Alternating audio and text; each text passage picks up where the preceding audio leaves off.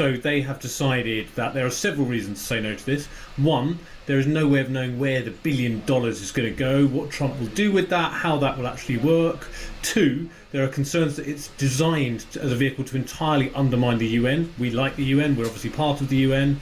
And three, there are much broader concerns about the fact that Vladimir Putin has signed up to this. So all in all, it doesn't seem to be one we're getting on board with anytime soon. How Trump reacts to that, because he doesn't like being snubbed, we're going to see. But I think, what was the phrase that Yvette Cooper used this morning? She said there's a lot of work to be done on it. So certainly seems quite a long way from us actually joining it. And in terms of where the government stands now, I mean, Keir Starmer didn't go to Davos. He made the decision to make his feelings known in the House of Commons instead. Is that being seen where you are in Westminster as a good idea? Has he done his credibility some favours with that or not?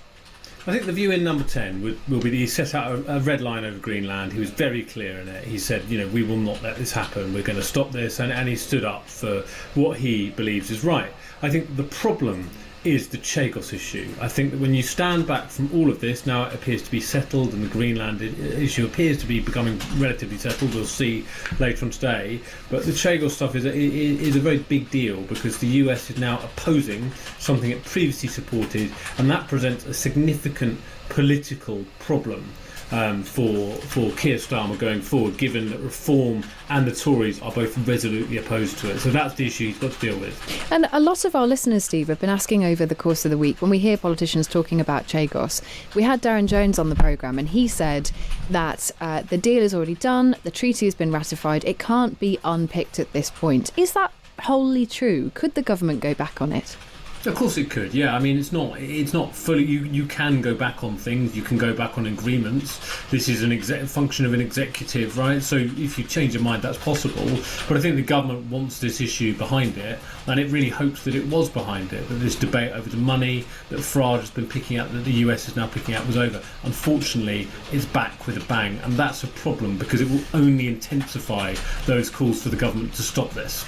Do you get the sense, Steve, that the government accepts the scale of the rupture in all of this? Because Keir Starmer's inclination is always to say, talk in modest and moderate tones and keep close to Donald Trump. We just had Manvin Rana and Will Lloyd on, and they were saying there's a very strong chance that actually the world of 2040 is a world without America and NATO, where actually we have to completely reconsider what we are as a country. That might mean our involvement in Europe has to change. It certainly means our defence spending has to change. What we regard as the responsibilities of a citizen has to change. It's a revolution needs to take place.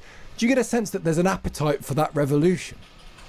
I think that there is an understanding that things need to change significantly. For example, let's take defence spending. They are trying to massively ramp up defence spending, but the Times had an exclusive story the other day of military chiefs saying, well, actually, you may have committed to that, but there's a huge shortfall of £28 billion. And my understanding is that in the bowels of the government, they are scrabbling around to try to resolve that issue and find the money for defence to sort it out. Because let's face it, without the US, NATO is a very much weakened force, and that's the challenge that we're facing here. So what the government's hope will be is this is a kind of example of rhetoric over reality, that Trump's language on NATO, on Greenland, on all these things was ultimately inflamed, and he actually sticks with NATO broadly and sticks with Greenland, which you would hope after the climb down yesterday. But the challenge is, if Trump is pushing and moving away from NATO, and if his successor ends up moving away from it, then we have to be ready as a nation to defend ourselves, and that is going to take a lot of money, and we certainly don't seem to have that money at the moment. And the government is talking today even about helping pubs out, for example. Maybe not going so far as to help other businesses, but you can still see that steady stream of financial assistance going in areas where people might say, well, look, it's a shame, but if we're talking about increasing our defence spending so significantly, do we need to have a rethink here? And that's the kind of challenge, that defence is obviously a massive issue and it's really important for the future of the nation, but electorally it is actually less of an issue, much less of an issue than things like the cost of living, much less of an issue than things like migration. And so politicians across, the Tories did this for a very long time, for their entire 14 years in power. They steadily reduced defence spending. And that is the kind of consequences we're dealing with today, that there is a disparity between what voters care about and what prime ministers believe is in Britain's national interest. And that's the challenge. The defence spending is really important, but trying to convince a voter that it's more important than, let's say, the price of eggs in the shop or childcare costs, you'll have a job with that. Steve, we are waiting for Donald Trump to talk about the Board of Peace at Davos. We've got a keen eye on the feed of the video from Davos. But one of the questions I think that people have is, how do people inside Number 10 feel about what's happened this week? Were they surprised by how robust Donald Trump was? Have they even sort of come to terms with how things have changed yet? When you're talking to people, how shocked were they? How do they feel about it all? I mean, they certainly were surprised, but there is an extent to which Trump's unpredictability is factored in now. So we obviously began the year with the Venezuela stuff when the government wanted to talk about cost of living. This week was all geared up to be a big week on the Chinese embassy. And then obviously Trump's tweets, Truth Social messages blew all of that up. So they are used to being disrupted, but I think the strength of what he's done here, how hard he's gone against Europe, against NATO on this issue, has taken people aback. And it's just very difficult for them to try to kind of, their strategy is keep calm heads and just try to keep going. And that's the only thing I think they can do in these circumstances, because if you go for him with rhetoric, it really is not going to end very well. Does it push us closer to China? I mean, there's an interesting point, because Mark Carney, Canada, it was talking about the relationship between Canada and China. It's clearly Canada regards China as an opportunity and perhaps even a refuge away from America with America's bullishness. Starmer is going to go, he is building this embassy, he is going to go to Beijing. Is there an argument that actually the two big blocks that the UK are now going to engage in more are the EU, and there's a big question about our relationship with the EU that's clearly going to be a factor in this year and next year, and then how we deal with China? In some ways, is Trump pushing us in that direction?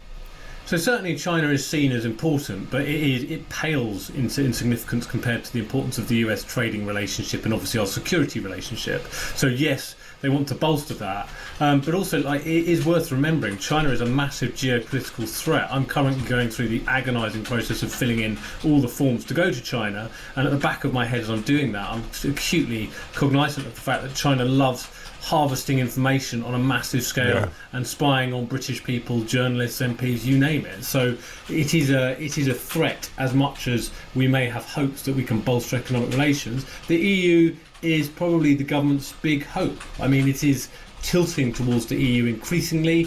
We're going to see some announcements later this year on removing checks and regulations, and in particular a big controversial issue around a youth mobility scheme, which will see potentially hundreds of thousands of young people come from Europe to live and work in Britain for time-limited periods. So there are hopes, and from some in government, that actually the EU is where it's at and where we need to. But I suspect Starmer is just going to try to cover all bases, and controversially that includes China, where he's going next week.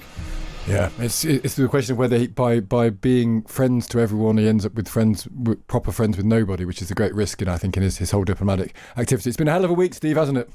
It's been an extraordinary week. And look, this is a function of Britain and the nature of our economy. We are an open trading economy. We are hit by headwinds when they come, and we benefit from not having trade barriers. And that is why it's been such a week of carnage. We rely on being open and trading with the rest of the world. And if people are putting up barriers to trade, that's a problem for us. Well, I don't think the week's going to end on a Thursday. I don't think it's going to end with this week either, Steve. There'll be an awful lot for you to report over the next days and weeks to come. Thanks for joining us. Thank you. Cheers.